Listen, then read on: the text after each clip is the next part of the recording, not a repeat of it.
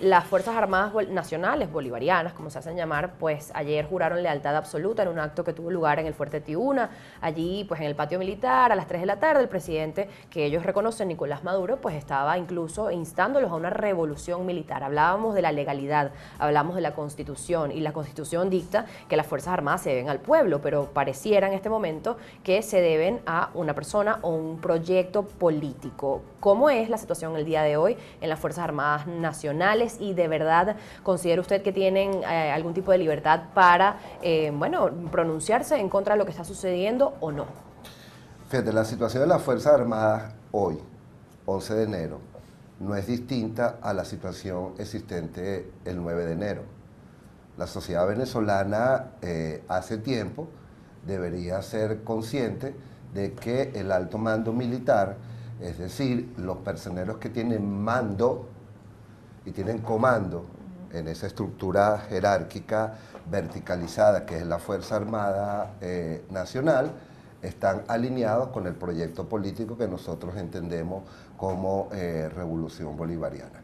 O sea, la sociedad venezolana no tendría por qué sorprenderle el acto de ayer, porque no hay ninguna razón, ningún motivo para pensar que eso había cambiado. Bueno, en el Washington Post publicó un artículo, no se verifica si realmente esto tenga, bueno, resonancia en lo que pasó realmente, pero habían incluso comentado que Vladimir Padrino López le había pedido la renuncia a Nicolás Maduro, bueno, hace unos días, en el mes de diciembre. Por supuesto, son fuentes que no se han corroborado, pues aparentemente pues inteligencia americana lo considera así, y bueno, llegó a las páginas del Washington Post. Entonces, por ende, podemos inferir que muchos venezolanos estaban a la expectativa de, oye, quizás sí hay, pues, un cambio de opinión de parte del general Vladimir Padrino López. El problema con las expectativas es cuando esas expectativas tienen una temporalidad inmediata.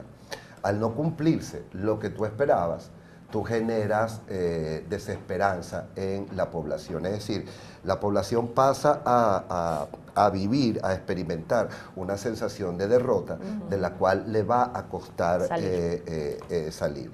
Y entonces ese tipo de informaciones generan esas expectativas y conducen a ese fracaso. ¿Por qué? Porque además toda información, mejor dicho, todo dato, para convertirse en información, tiene que ser contextualizado y tiene que ser analizado en su justa dimensión. ¿Cuál es el problema? Por ejemplo, que reunido la alta directiva de la Revolución Bolivariana no se haya podido plantear la salida, la renuncia del presidente Maduro. ¿Quién dice que ellos no lo puedan discutir? ¿Quién dice que eso es lo que ellos van a acordar? El hecho de que algo se haya discutido en un cenáculo no quiere decir que eso es lo que haya decidido el cenáculo y sea lo que se va a llevar a cabo en términos de acción política. O sea, por eso ese tipo de datos que nos vienen de distintas fuentes no pueden ser vistos descontextualizados.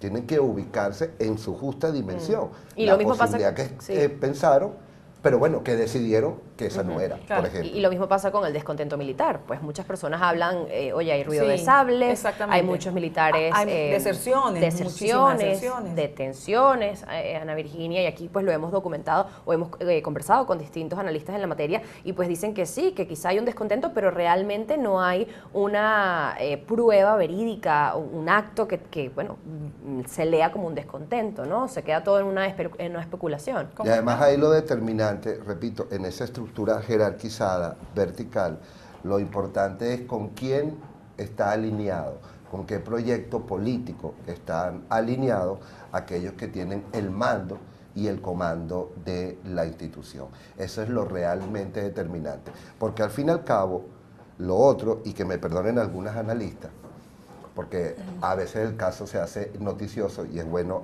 para vender, lo otro es anecdótico. Lo otro es aleatorio.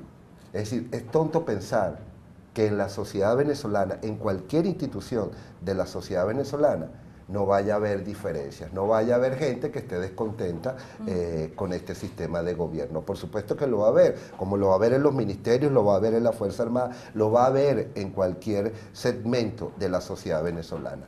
Ahora, el descontento con un modelo político no se traduce automáticamente en la oposición a ese modelo político, ni tampoco se traduce en la fuerza suficiente para hacer trastrabillar a ese sistema político. Son dos cosas completamente diferentes. La sociedad venezolana está dividida. Bueno, obviamente en la Fuerza Armada habrá gente que no esté de acuerdo con eso. Pero repito, pero hay unas instancias que son las decisivas y esas instancias han demostrado su alineación inequívoca con este modelo político llamado Revolución Y eso es lo que se Bolivariana. dice precisamente, que esa cúpula, esa cúpula que tiene el mando y comando, como dice usted, está alineada con el modelo de Nicolás Maduro, con el modelo gobernante, pero precisamente que aguas abajo no está esa alineación.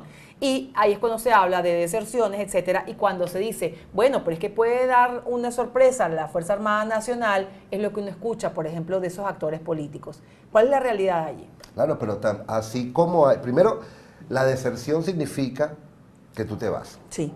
Ya tú no estás en la Fuerza Armada, eso no lo puedes contar. Y dos, así como hay gente que esté descontenta, hay gente que no comulgue con el proyecto, estamos dejando de lado el grueso de la gente que sí comulga con el proyecto.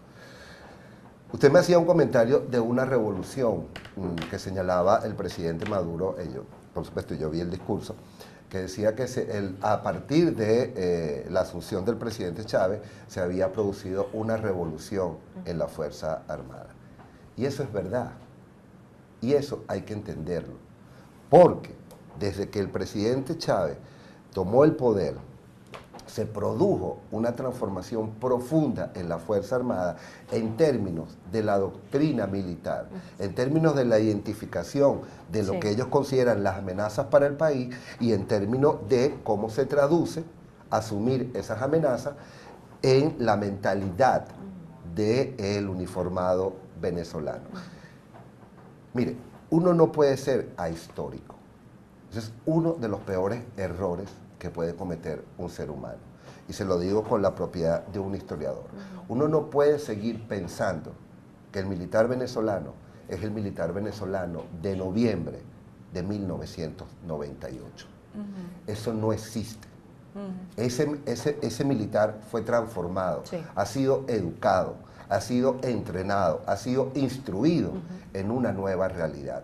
Y hay que entender que ese militar responde a esa concepción que tiene del mundo.